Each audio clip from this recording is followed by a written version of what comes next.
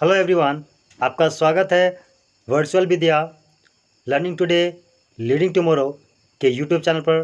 Friends, मैं हूं आपका आकाश सर और आज आप इस वीडियो में पढ़ने वाले हैं आपके one of the most important subject SST के बारे में। तो आप अंत तक इस वीडियो को देखना ना भूलें। साथ ही साथ जो हमारे चैनल पर नए हैं, जिन्होंने अभी तक हमारे चैनल को सब्सक्राइब नहीं किया, प्लीज़ हमारे चैनल को सब्सक्राइब कर लें, वीडियो को लाइक करें, बेल बटन को प्रेस करें ताकि आगे आने वाली वीडियोस के नोटिफिकेशन आपको रेगुलरली मिलती रहें। सो माय डियर फ्रेंड्स, मैं आपको आज पढ़ाने के पहले वर्चुअल विद्या जो यूट्यूब चैनल है इसके बारे में कुछ बतलाना चाहूँगा।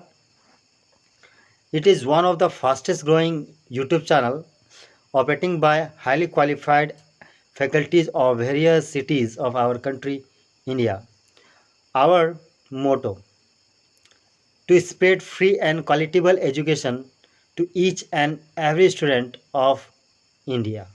And we want to help students to fulfill their dreams, i.e. to become an IITian or MBBS or civil services, etc.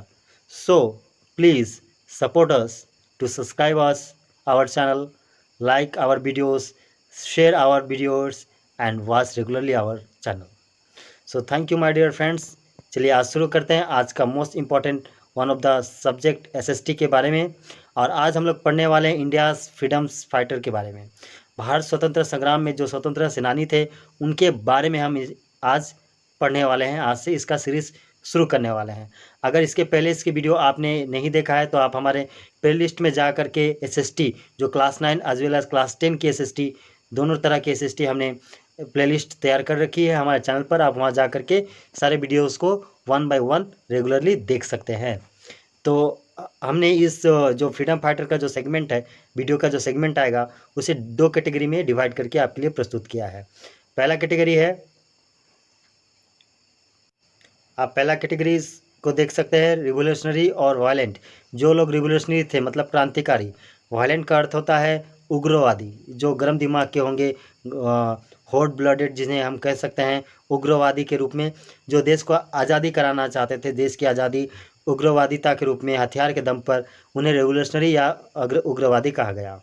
और दूसरा है नॉन वायलेंट। नॉन वायलेंट वही लोग थे जो देश में अहिंसा, जैसे गांधी जी अहिंसा के पुजारी थे, उन्होंने अहिंसात्मक नॉन कोऑपरेटिव मूवमेंट किया, क्वाइट इंडिया मूवमेंट किया, सिविल डिसोबीडिएंट मूवमेंट किया, जो हमने प्रीवियस वीडियोस में आपको पढ़ाए हैं, जिसको आप हमारे प्लेलिस्ट से पढ़ सकते हैं। तो इनके बारे में हम एक एक करके पढ़ेंगे। तो आज हम शुरू करेंगे रेवोल्यूशनरी और वायलेंट इंडियाज़ फ्रीडम फाइटर्स के बारे में। तो इनके बारे में आज हम पढ़ने शुरू करेंगे और इनके लिए मैंने आपके एग्जाम्स में आने वाले टॉप 5 मोस्ट इम्पॉर्टेंट रेवोल्यूशनरीज़ के नाम आपके लिए यहाँ पर मैंने प्रस्तुत किया है। और आज इसमें से केवल 2 ही हम पढ़ेंगे। कल के वीडियो में फिर हम इनके 3 पॉइंट्स के बारे में कल की वीडियो में पढ़ने वाले हैं। तो एक बार नाम देख लेते हैं सबके। रेवोल्यूशनरीज और violent peoples. One of the most important is Subhash Chandra Bose. Second most important Bhagat Singh. Third one Masterda और Surya Sen. Fourth Binoy Badal Dinesh. And fifth is Lal Bal Pal. हम सबके बारे में एक एक करके पूरा डिस्क्रिप्शन पढ़ेंगे, क्योंकि आपके एग्ज़ाम्स में इनसे रिलेटेड सिर्फ शॉर्ट नोट ही ज़्यादातर पूछे जाते हैं। आप चाहे सीबीएसई बोर्ड की स्टूडेंट हो या आईसीएसई या फिर आप किसी भी स्टेट बोर्ड के एग्ज़ाम्स में की प्रिपरेशन करते हैं, चाहे वह 10 का हो, 12 का हो, या फिर आप हिस्ट्री ऑनर्स क्यों ना कर रहे हो, साथ ही साथ आप किसी भी कंपटीशन एग्जाम की तैयारी करते हैं, तो इनसे रिलेटेड क्वेश्चंस आपके हर एग्जाम्स में रेगुलरली बेस पर आते हैं। तो आप इस वीडियो को अंत तक जरूर देखें। आज हम केवल सिर्फ दो लोगों के बारे में डिस्कस करेंगे। एक है सुभाष चंद्र बोस और second one is Bhagat Singh. इन दो के बारे में आज हम A to Z डिस्कस करने वाले हैं, इसलिए वीडियो को अंत तक जरूर देखना ना भूलें। साथ ही साथ अगर आप हमारे चैनल पर नए हैं तो चैनल को सब्सक्राइब करें, वीडियो को लाइक करें और बेल बटन को भी प्रेस करें ताकि आगे आने वाली वीडियोस की नोटिफिकेशंस आपको रेगुलरली मिलती रहें। तो चलिए शुरू करते हैं आज का one of the most important topic, which is Subhash Chandra Bose, जिनका जन्म 23 जनवरी 1897 को हुआ था, जिनकी मृत्यु 18 अगस्त 1945 को माना जाता है। एक्चुअल में कहा गया है कि उनका जो लाश अभी तक मिला नहीं, उनकी मृत्यु का पक्का खबर नहीं है। फिर भी 18 अगस्त 1945 को उनका डेथ डे मनाया जाता है। आप देख सकते हैं पिक्चर में सुभाष चंद्र बोस जी को। साथ ही साथ माय डियर फ्रेंड्स, मैं आपको उनके बारे में कुछ बताता हूँ। Subhash Chandra Bose was an Indian freedom fighter and one of the cause to India freedom। वे भारत के एक स्वतंत्र सेनानी थे, लेकिन भारत के स्वतंत्र होने में इनका बहुत बड़ा योगदान था। He was known as Netaji, इनको प्यार से नेताजी कहा जाता था। He was the president of Indian National Congress INC के प्रेसिडेंट रहे हैं 1938 to 1939। He attempt to get rid of British rule in India during Second World War with the help of Nazi German and Imperial Japan। Nazi German और imperial Japan की सहायता से द्वितीय विश्व युद्ध के दौरान भारत को अंग्रेजों के चुंगल से आज़ाद कराने के लिए इन्होंने जोरदार कोशिश किया, और अंत में देश आज़ाद होती है, लेकिन तब तक ये जीवित नहीं रहते हैं। इनका योगदान हमारे देश की आज़ादी के लिए बहुमूल्य है। चलिए इनके द्वारा किए गए कार्यों को हम पढ़ते हैं। तो आप इस स्लाइड में देख सकते हैं इंडियन नेशनल आर्मी INA। तो सबसे पहले INA जो भारत की एक आर्मी थी, इसका गठन रास बिहारी बोस ने किया था। इसका गठन आप देख सकते हैं एक्टिव अगस्त 1942 सितंबर 1945 एक्टिव था। कंट्री फ्री इंडिया अक्टूबर 1943 में भारत को आज़ादी कराने के लिए भारत में घुस चुकी थी। इनके रोल था गुरिल्ला वार, इन्फेंट्री, स्पेशल ऑपरेशंस। इसमें तकरीबन 43,000 लोग इसमें जुड़े हुए थे। इनका मोटो था इतिहाद, इमाद और कुर्बानी, यूनिटी, फैथ एंड सेक्रीफाइसेस इन उर्दू। और इनका मार्च था कदम कदम बढ़ाए जा। तो मैं आप लोगों को इंडियन नेशनल आर्मी के बारे में बतला दूं। इंडियन नेशनल आर्मी की स्थापना रास बिहारी बोस ने मलेशिया में की थी, पर जब 1942 में मलेशिया पहुंचे नेताजी, तो उन्होंने रास बिहारी बोस ने INA इंडियन नेशनल आर्मी का कमान नेताजी को दे दिया, और तब से INA देश की आज़ादी के लिए तत्पर रेगुलरली बेसिस पे काम कर रहा है। नेताजी जो सुभाष चंद्र बोस हैं, वे 1938 से 1939 के बीच कांग्रेस के प्रेसिडेंट भी रहे थे, लेकिन उस समय तत्कालीन हमारे देश में गांधी जी थे। उन्होंने इनको सपोर्ट नहीं किया, क्योंकि इनका जो स्वभाव था वह उग्रवाद था। तो गांधी जी का इनको सपोर्ट नहीं होने के कारण इन्होंने कांग्रेस छोड़ दिया, और उन्होंने 1939 में फॉरवर्ड ब्लॉक नाम का एक कम्युनिस्ट पार्टी की स्थापना कर दी।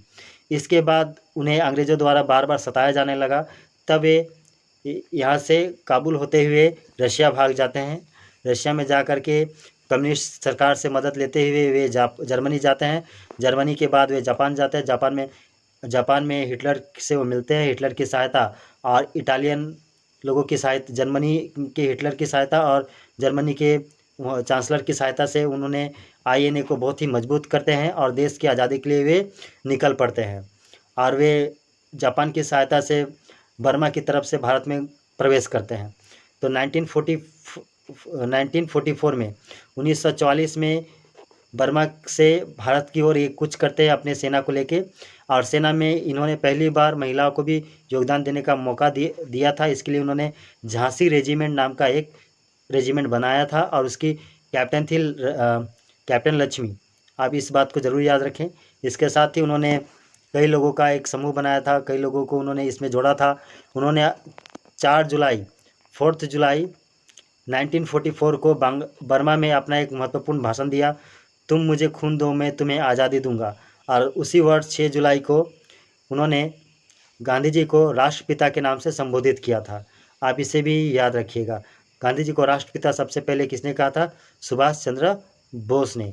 और साथ ही साथ जब इंडियन नेशनल आर्मी जब बर्मा से होते हुए मेघालय में प्रवेश करती है भारत में, तो उसी समय 1945 में जापान के हिरोशिमा और नागासाकी में अमेरिका द्वारा एटॉमिक बम विस्फोट हो जाने के बाद जापान की स्थिति बहुत ही ख़राब हो जाती है, जिससे इंडियन नेशनल आर्मी को जो भी रसद मिलते थे, खाने के सामान, गोली बारूद, वे सब मिलना बंद हो जाते हैं। इसके बाद इंडियन नेशनल आर्मी का पावर बहुत ही घट जाता है।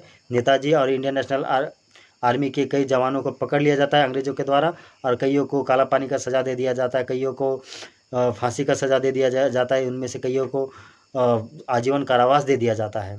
तो इस प्रकार 1945 में 18 अगस्त को जब नेताजी सुभाष चंद्र बोस मलेशिया वापस जा रहे थे, तो उसी बीच प्लेन क्रैश हो जाता है। आसमान में ही विस्फोट हो जाने के बाद नेताजी का कोई खबर नहीं मिलता है। इसलिए नेताजी का जो मृत्यु दिवस 18 अगस्त 1945 को माना गया और 18 अगस्त प्रतिवर्ष शोक दिवस के रूप में मनाया जाता है।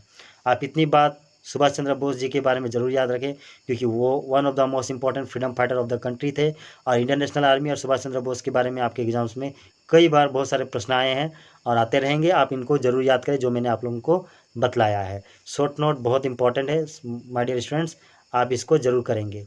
आप देख सकते हैं इंडियन नेशनल आर्मी का या पूरा का पूरा रेजिमेंट का एक मैंने आपके लिए तस्वीर प्रेजेंट किया इस स्लाइड में। तो चलिए आगे बढ़ते हैं। सेकंड नेशनल हीरो हैं हमारे देश के, वे हैं भगत सिंह। इनका जन्म 28 सितंबर 1907 में हुआ था। उनकी मृत्यु 23 मार्च 1932 को हुई, मात्र 23 वर्ष की उम्र में।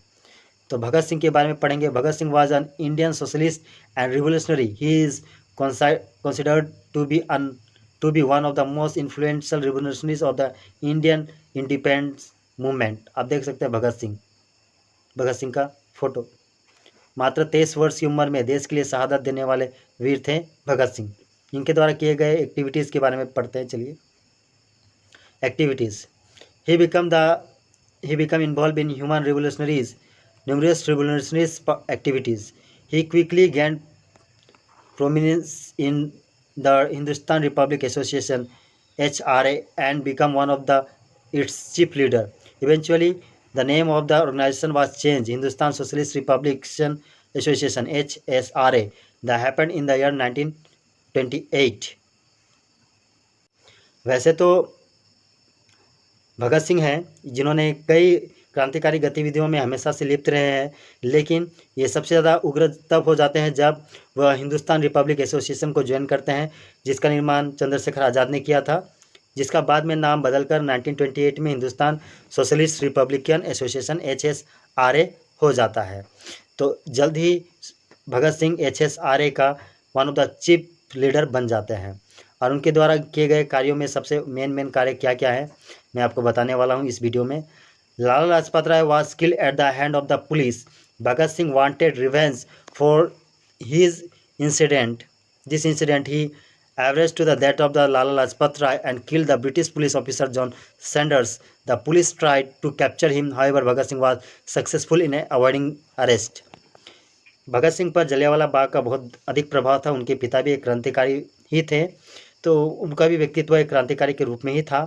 तो 1930 में 29 के आसपास जब साइमन कमीशन इंडिया आया था, तो उसके बहिष्कार करने के लिए लाला लाजपत राय के साथ वे जब अमृतसर के रेलवे स्टेशन पहुंचे थे, साइमन गो बैक के नारे लगा रहे थे, तो उस समय British police officer John Sanders के नेतृत्व में वहां पर लठबाजी हुई। उस लठबाजी में लाला लाजपत राय को मार करके लाठी और डंडों से मार के उनका जान ले लिया जाता है, उनकी मृत्यु हो जाती है उस घटना में।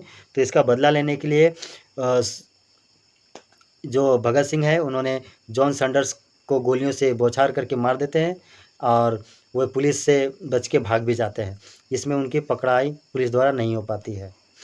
इसके बाद उनके द्वारा किए गए अन्य कार्यों में आप देख सकते हैं इस स्लाइड में।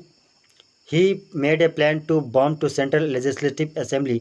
ही partner with Batukeshwar Das for this task.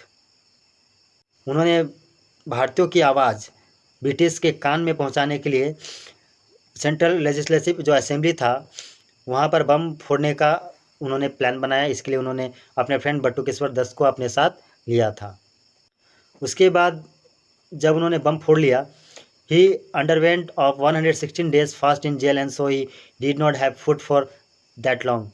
उन्होंने जब बम फोड़ा तो उनको पुलिस ने अरेस्ट कर लिया। वो भागते नहीं हैं, खुद को सरेंडर कर देते हैं और उनके द्वारा बम फोड़ने से किसी व्यक्ति की जान नहीं जाती है। उनका बस यही था कि ब्रिटिश सरकार के कानों तक भारतीयों के दुख दर्द को पहुंचाना उनका मकसद था, ये बम फोड़ने का मकसद। तो जब वो जेल गए तो 116 दिन का उन्होंने जेल में फास्टिंग किया, मतलब भूख हड़ताल। And so he did not have food for that long. 116 दिन तक कुछ खाना नहीं खाया उन्होंने, क्योंकि जेल में कैदियों के साथ बहुत बुरा बर्ताव होता था, उनको अच्छा खाना नहीं दिया जाता था। तो उनके अधिकारों के लिए उन्होंने जेल में रहते हुए इतना बड़ा महायुद्ध छेड़ दिया। He went on hunger strike in jail to protest the inhuman treatment of fellow prisoner by jail authority. Jail authority के द्वारा जो भी उस समय जेल में थे उनके साथ बहुत बुरा बर्ताव होता था अमानवीय बर्ताव के खिलाफ उन्होंने इतना बड़ा संघर्ष किया, भूख हड़ताल किया, जिससे उनको पीट कर अंग्रेज़ों ने खाना भी उनके मुँह में डालने की कोशिश की, लेकिन वे अपने मकसद से कतई ना हिले। He was executed on 23 March 1931 at the age of 23। वह मात्र 23 वर्ष की उम्र में 23 मार्च 1931 को उनको फांसी दे दिया गया कि उन्होंने असेंबली में बम फेंका था, प्लस सैंडर्स को उन्होंने गोली मारी थी। तो इन सब कारणों से उन्हें एक आतंकवादी समझ के अंग्रेजी सरकार द्वारा उन्हें फांसी दे दिया जाता है। इनको बचाने के लिए भरकस बहुत सारे नेताओं ने कोशिश किया, लेकिन अंत में इन्हें बचा नहीं पाते। लेकिन जब ये मरते हैं तो उन्होंने एक अंग्रेज़ों को कहा, जो जब भी उनको फांसी होने वाली थी, कि उनको नकाब ना पहुंचाया जाए। और उनके द्वारा एक बहुत ही फेमस स्लोगन है, उसको आप लोग को ज़रूर याद रखना चाहिए। उन स्लोगन में कहा था उन्होंने, सरफरोशी की तमन्ना अब हमारे दिल में है, देखना है जोर कितना बाजुए कातिल में है। ये स्लोगन हमारे देश के एक महान वीर सपूत सरदार भगत सिंह के द्वारा कहा गया एक वाक़या है, आप इसे ज़रूर याद रखें। और भगत सिंह का जो बलिदान था वह जाया नहीं गया। इसके बाद गांधी जी ने 1930 में सिविल डिसोबीडिएंट मूवमेंट शुरू कर देते हैं, और उससे पूरे अंग्रेज़ों का जड़ हिल जाता है भारत में। और इसके बाद भारत की आज़ादी का मार्ग और भी तेज़ी से प्रशस्त होने लगता है। सो माय डियर फ्रेंड्स, ये थे आज के 2 महत्वपूर्ण क्रांतिकारी जिसके बारे में मैं आप लोगों को इस वीडियो में डिस्कस किया। अगर आप हमारे चैनल पे नए हैं, अगर हमारी वीडियोस आपको अच्छी लगती है, तो वर्चुअल विद्या लर्निंग टुडे लीडिंग टुमारो हमारे यूट्यूब चैनल का नाम है। आप इसे सब्सक्राइब करना ना भूलें, साथ ही साथ बेल बटन को भी प्रेस कर दें, और वीडियो को लाइक करते हुए अपने जितने भी स्टडी ग्रुप्स हैं, अपने फ्रेंड्स को, अपने रिलेटिव्स को हमारी वीडियो ज़रूर शेयर करें।